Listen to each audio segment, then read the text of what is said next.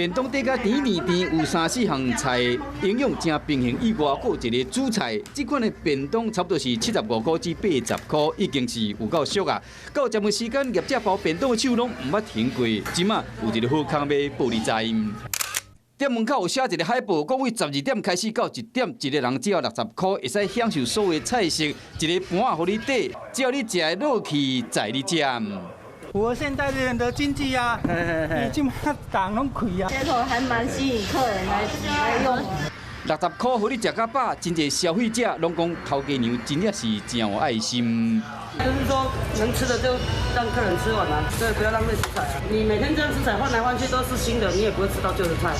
这间伫高雄大寮自助餐，因为伫工业区的边啊，工人基本上都是11点前后就买完便当，为了避免食材浪费，头家决定用优惠的介绍、食较饱的方式解决剩的食材。